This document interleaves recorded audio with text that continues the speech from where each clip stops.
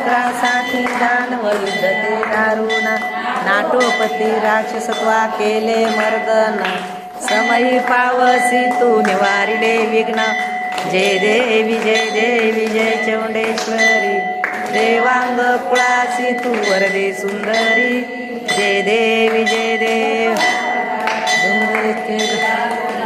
घेऊन दैत्य भार रंगले रणांगण सुरवर मुनी मानव करती पवन देवांग मंदिरी तुझे नित्य पूजन जय देवी देवांग कुळासी तू वरदे सुंदरी जय देवी राम चौंडेश्वरी नाम निदान